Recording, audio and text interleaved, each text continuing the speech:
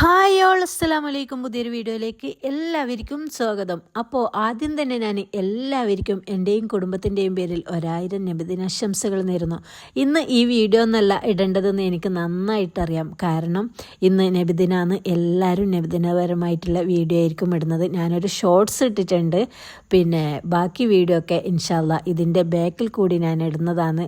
കാരണം എന്ന് വെച്ചാൽ ഈ വീഡിയോ ഇട്ടിട്ടില്ലെങ്കിൽ അതിൻ്റെ ബാക്കി ഇട്ട് കഴിഞ്ഞാൽ പിന്നെ ഈ വീഡിയോ ഒന്നും എടുത്തത് എനിക്ക് ഇടാൻ വേണ്ടിയിട്ട് മൂടുണ്ടാവില്ല. അതുകൊണ്ടാണ് ഇതൊക്കെ ഇട്ടതിന് ശേഷം തന്നെ ആ വീഡിയോ ഒക്കെ ഇടാന്ന് വിചാരിച്ചിട്ടാണ്. അപ്പോൾ എല്ലാവരും വീഡിയോ ഒന്ന് ഫുള്ളായിട്ട് കാണാം. ഇത് ശനിയാഴ്ച ഉച്ച മുതൽ രാത്രി വരെയുള്ള വീഡിയോ ആണ്. ഞാൻ ഉച്ചയ്ക്ക് ഇതാ ഫസ്റ്റ് തന്നെ കയ്യട ഉണ്ടാക്കിയിട്ടുണ്ട്. അതൊക്കെ ഒന്ന് പാക്ക് ആക്കിയിട്ട് ഫ്രീസറിൽ വെച്ചിട്ടുണ്ട്. പിന്നെ ഇതാ അനിയത്തി മസാലയൊക്കെ റെഡിയാക്കി എടുത്തിട്ടുണ്ട്. പിന്നെ ഞാൻ ചിക്കൻ റോളിന് വേണ്ടിയിട്ടുള്ള ദോശ റെഡിയാക്കി എടുക്കുകയായിരുന്നു. ഇഞ്ചിയോട് 5 തരം എന്ന് അറിയുന്നത് പോലെ എല്ലാം ഒറ്റ മസാല കൊണ്ട് തന്നെ രൂപത്തിലും ഭാവത്തിലും ഒക്കെ വ്യത്യാസം ഉണ്ടെന്നേലും അതിന്റെ ഫില്ലിംഗ് ഒക്കെ ഒന്ന് തന്നെയാണ്. അപ്പോൾ എന്നും പറയുന്നത് പോലെ എന്റെ വീഡിയോ ആദ്യം കാണുന്നവരാണെങ്കിൽ ലൈക്ക് ചെയ്യുക, ഷെയർ ചെയ്യുക, സബ്സ്ക്രൈബ് ചെയ്യുക. ഞാൻ ദോശ റെഡിയാക്കുന്ന സമയം കൊണ്ട് ഇതാ അനിയത്തി ബ്രെഡ് സമൂസ ഉണ്ടാക്കിയെടുക്കുന്നുണ്ട്. കുറച്ചേ ഉള്ളൂ, ഒരു 25 ബ്രെഡ് സമൂസ ഉണ്ടായിട്ടുള്ളൂ. അപ്പോൾ പിന്നെ അത് വേഗം ഉണ്ടാക്കിയെടുക്കുകയായിരുന്നു. അങ്ങനെ അതൊക്കെ ബ്രെഡ് കംസിലൊന്ന് കോട്ട് ചെയ്തിട്ട് അത് ഫ്രീസറിലേക്ക് മാറ്റിയിട്ടുണ്ട്. പിന്നെ ഇതാ ഞാൻ ചിക്കൻ റോള് ഉണ്ടാക്കിയെടുക്കുകയായിരുന്നു. കഴിഞ്ഞ വീഡിയോയിൽ ഒരു കമന്റ് കണ്ടിട്ടുണ്ടായിരുന്നു, ചിക്കൻ റോള് പിന്നെ ദോശ ചുട്ടപാടും തന്നെ അതിൽ മസാല വെച്ച് റോൾ ചെയ്യുന്നതാണ് എളുപ്പം. അങ്ങനെ 10-300 ഒക്കെ ഞാൻ ചെയ്തെടുക്കാറുണ്ട് എന്ന് പറഞ്ഞിട്ടാണ് കമന്റ് ഉണ്ടായത്. പിന്നെ ഒരു 25-30 ഒക്കെ ഉണ്ടാക്കുമ്പോൾ ഞങ്ങൾ അങ്ങനെ ചെയ്യാറുണ്ട്. പക്ഷേ ഇതുപോലെ ഒരുപാട് ഉണ്ടാക്കിയെടുക്കുമ്പോൾ ഒന്നും അങ്ങനെ ചെയ്യാറില്ല.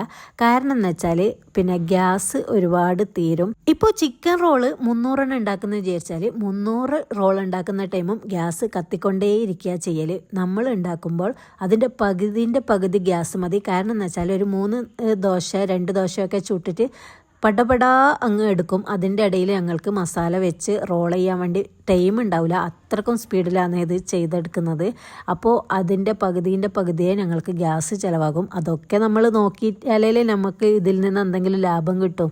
അല്ലാണ്ട് ഇങ്ങനെ ഒന്നും നോക്കാണ്ട് ചെയ്താൽ വെറുതെ പണിയെടുക്കും പോലെ ആകും. അപ്പോൾ കമൻ്റ് ഇട്ടാക്ക് കാര്യങ്ങൾ മനസ്സിലായി എന്ന് വിചാരിക്കുന്നു.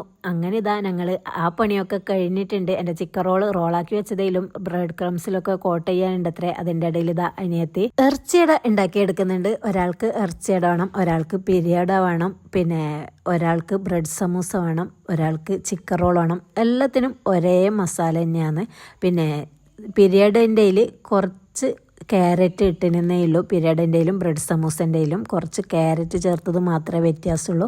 ബാക്കിയൊക്കെ സെയിം മസാല തന്നെയാണ്. അങ്ങനെ ഇറച്ചി അടിയും റെഡി ആയിട്ടുണ്ട്. പിന്നെ ഇതാ അതിൻ്റെ പിരിയഡ് ഓരോരുത്തർക്കും ഓരോ രീതിയിലല്ല വേണ്ടത്. കസ്റ്റമർ ഏത് ഐറ്റംസാന്ന് പറയുന്നതെന്ന് വെച്ചാൽ ആ രീതിക്ക് ഞങ്ങൾ ചെയ്ത് കൊടുക്കുക ചെയ്യുന്നത്. ഇത് ഓരോരുത്തർക്കും പറഞ്ഞിട്ട് ചെയ്യുന്നതാണ്. അല്ലാണ്ട് നോർമലായിട്ട് ഞങ്ങൾ സമൂസ റോള് അങ്ങനത്തെ ഒക്കെയാണ് നോർമലായി ചെയ്യുന്നത്. ഇതൊക്കെ ഓരോരുത്തരും അവരവരുടെ ഇഷ്ടത്തിന് പറഞ്ഞിട്ട് അങ്ങനെ ചെയ്ത് കൊടുക്കുന്നതാണ്. അങ്ങനെ അനിയത്തി ചിക്കൻ്റെ പിരിയഡ് ഉണ്ടാക്കുന്നുണ്ട്, ഞാൻ ചിക്കൻ റോളൊന്ന് കോട്ട് ചെയ്തെടുക്കുന്നുണ്ട്. അങ്ങനെ രണ്ടാളും തകൃതിയായ പണി തന്നെയാണ്. ഉച്ച മുതൽ നല്ല പണിയാണ്. രാവിലെ സാധനം വാങ്ങാനൊക്കെ പോയത് കൊണ്ടാണ് പണിയൊക്കെ സ്റ്റാർട്ട് ചെയ്യാൻ വേണ്ടിയിട്ട് കുറച്ച് ലേറ്റ് ആയത്. ഉച്ചയൊക്കെ ആയിട്ടുണ്ടായിരുന്നു. അങ്ങനെ എൻ്റെ ചിക്കൻ റോളിൻ്റെ പരിപാടി കഴിഞ്ഞിട്ടുണ്ട്. പിന്നെ അതൊന്ന് പാക്കാക്കിയിട്ട് ഫ്രീസറിലേക്ക് വെക്കണം. പിന്നെ ഫ്രീസറിൽ വെക്കാനൊന്നും ടൈമൊന്നുമില്ല. അപ്പോൾ തന്നെ കസ്റ്റമർക്ക് കൊടുക്കാനായിട്ടുണ്ട്. ഓരോരുത്തരും വിളിക്കുന്നുണ്ട്. വൈകുന്നേരം ആയല്ലോ, അപ്പോൾ പിന്നെ വേഗം ഒന്ന് പാക്കാക്കി കൊടുക്കാം. പിന്നെ ഇതാ നമ്മുടെ പിരിയഡൊക്കെ ഒന്ന് ജസ്റ്റ് ചൂടാക്കി എടുക്കുന്നുണ്ട്. അത് ഫ്രോസൺ ചെയ്യുന്നതുകൊണ്ടാണ് അപ്പുറം ഇപ്പുറം തിരിച്ചു മറിച്ചിട്ടൊന്ന് ചൂടാക്കി കൊടുക്കുന്നത്. അങ്ങനെ അതൊക്കെ കൊടുത്തിട്ടുണ്ട്. നമ്മുടെ ഇന്നത്തെ ഓർഡറൊക്കെ കൊടുത്തിട്ടുണ്ട്. അപ്പോൾ അതൊന്നും ഞാൻ വീഡിയോ എടുത്തിട്ടുണ്ടായിട്ടില്ല കൊടുക്കുന്നതൊന്നും. പിന്നെ അതിനൊക്കെ ശേഷം ഇതാ ഒരു 5 കുംസ് ഇടാനുണ്ട്. ഇത് ഞായറാഴ്ചത്തേക്കുള്ളതാണ്. അപ്പോൾ ഞാനെന്താക്കി രാത്രി ചുട്ട് വെച്ചാൽ എളുപ്പമാകുമല്ലോ എന്ന് വിചാരിച്ച് ഞായറാഴ്ച രാവിലെ വേണം. അങ്ങനെ മുട്ടയൊക്കെ ബീറ്റ് ചെയ്തിട്ട് അതിൽ സ്ട്രോബെറീൻ്റെ എസെൻസ് ഉറ്റിച്ചു കൊടുക്കുന്നുണ്ട്. കുറച്ചൊരു കളറ് കിട്ടാൻ വേണ്ടിയിട്ട്, ഒരു മണവും കളറൊക്കെ. എപ്പോഴും സാധാ നോർമൽ കുംസെല്ലാം ഇടല്, ഇതൊന്ന് സ്ട്രോബെറിൻ്റെ ആക്കാമെന്ന് വിചാരിച്ചിട്ടാണ്. അങ്ങനെ ഇതാ 3 കുംസ് സ്ട്രോബെറിൻ്റെ ചുട്ടിട്ടുണ്ട്. അതിൻ്റെ ഇടയിൽ ഇതാ ഞാൻ വെള്ളം മെൽറ്റ് ചെയ്യാൻ വേണ്ടി വെച്ചിട്ടുണ്ട്. കാരയപ്പം ഉണ്ടാക്കണം. അതും ഞായറാഴ്ച തന്നെയാണ് കേട്ടോ ഉണ്ടാക്കേണ്ടത്. 2 കിലോ അരി എടുത്തിട്ടുണ്ട്. പച്ചരി നല്ല പോലെ കുതിർത്തി വെച്ചിട്ട് അത് കഴുകി വൃത്തിയാക്കിയിട്ട് അവിടെ മാറ്റി വെച്ചിട്ടുണ്ട്. അതിൻ്റെ ഇടയിൽ ഇതാ ഞങ്ങളുടെ 1ാമത്തെ കുംസ് റെഡി ആയിട്ടുണ്ട്. അത് ഒരു പാത്രത്തിലേക്ക് മാറ്റിയതിന് ശേഷം ഞാൻ രണ്ടാമത്തത് ബീറ്റ് ചെയ്തിട്ടുണ്ടായിന് അതിൻ്റെ ഇടയിൽ തന്നെ.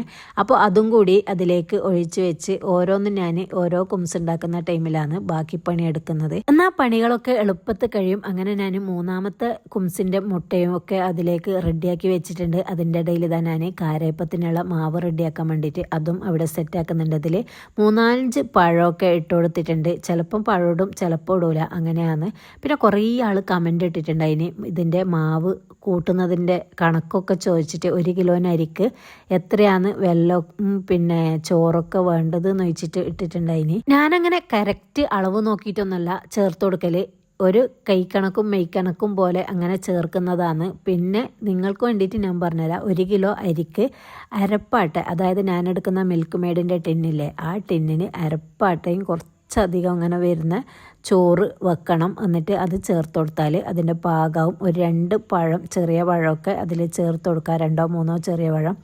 ഞാൻ ചെറിയ പഴം ഉണ്ടെങ്കിൽ ചേർക്കും, ഇല്ലെങ്കിൽ ചേർക്കൂല. അങ്ങനെ ചേർത്താലും ചേർത്തിട്ടെങ്കിലും ഒന്നും കുഴപ്പമില്ല, എന്തായാലും അടിപൊളിയായിട്ടുള്ള കാരയപ്പം കിട്ടും. അങ്ങനെ ഇതാ രണ്ടാമത്തെ കുംസും റെഡി ആയിട്ടുണ്ട്. അതൊക്കെ ഞാൻ വേറെ മാറ്റി വെച്ചിട്ടുണ്ട്. ഇതാ അതിൻ്റെ ഇടയിൽ അരിൻ്റെ ലാസ്റ്റത്തെ ബാച്ചും അരച്ചെടുത്തിട്ടുണ്ട്. എന്നിട്ട് ബാക്കി വെള്ളമൊക്കെ അതിലേക്ക് ചേർത്ത് അങ്ങനെ എല്ലാം ഒന്ന് പാകത്തിനാക്കിയിട്ട് പാകത്തിന് വെള്ളമൊക്കെ ചേർത്തിട്ട് അതൊന്ന് അതിലേക്ക് എള്ളും കുറച്ച് ഉപ്പൊക്കെ ചേർത്ത് കൊടുക്കുന്നുണ്ട്. എന്നിട്ട് നല്ല പോലെ ഒന്ന് ഇളക്കിയെടുക്കുന്നുണ്ട്. അതിൻ്റെ വെള്ളമൊക്കെ പാകത്തിനാക്കിയിട്ട് അവിടെ മാറ്റി വെക്കുക. ഇത് രാവിലെ ചുട്ടെടുക്കണ്ടോ. അങ്ങനെ നമ്മുടെ മൂന്നാമത്തെ കുംസ് റെഡി ആയിട്ടുണ്ട്. അങ്ങനെ നാലാമത്തെ കുംസ് ഞാൻ ഒഴിച്ചു കൊടുത്തിട്ടുണ്ട്. നാലാമത്തതിൽ ഞാൻ ഒന്നും ചേർത്തിട്ടില്ല, പ്ലെയിൻ ആയിട്ട് തന്നെയാണ് ഉണ്ടാക്കിയെടുക്കുന്നത്. പിന്നെ ഇതിൻ്റെ ഒക്കെ ഞാൻ ഷോർട്സ് വീഡിയോ ഇട്ടിട്ടുണ്ടായിനി, അപ്പോൾ കാണാത്തവരുണ്ടെങ്കിലൊന്ന് പോയി കാണാം. കുറേ പേര് ഇതിൽ കമൻ്റ് ഇട്ടിട്ടുണ്ടായിനി ഇതിൻ്റെ കപ്പളവ് പറഞ്ഞു തരുമോയെന്ന്. ഞാൻ ആ സ്പൂണിനാണ് അളവെടുക്കാറ്. പിന്നെ എനിക്ക് മറന്നു പോയതാണ്, നിങ്ങൾക്ക് വേണ്ടി ഞാൻ കപ്പിലിട്ടിട്ട് കാണിച്ചു തരുമെന്ന് വിചാരിച്ചതാണ്, പിന്നെ എനിക്ക് വിട്ടുപോയതാണ്. അങ്ങനെ ഇതാ നാലാമത്തെ കുംസ് റെഡി ആയിട്ടുണ്ട്. അഞ്ചാമത്തത് തീമ ഒഴിച്ചു കൊടുത്തിട്ടുണ്ട്. അതൊക്കെ റെഡിയാകുന്ന സമയം കൊണ്ട് നമുക്ക് ബാക്കി പണികളൊക്കെ ഒരുക്കിയെടുക്കുന്നുണ്ട്. അങ്ങനെ ഇതാ എല്ലാ കുംസും റെഡി ആയിട്ടുണ്ട്. മാവ് അരച്ച് വെച്ചിട്ടുണ്ട്. ഇനി ബാക്കി രാവിലെ പണിയെടുക്കും, ഞായറാഴ്ച രാവിലെ. അപ്പോൾ ഇത്രയൊക്കെ തന്നെയുള്ളൂ ശനിയാഴ്ചത്തെ വിശേഷങ്ങൾ. പുതിയ വിശേഷങ്ങളും പുതിയ റെസിപ്പികളുമായി വീണ്ടും വരുന്നത് വരേക്കും ബൈ.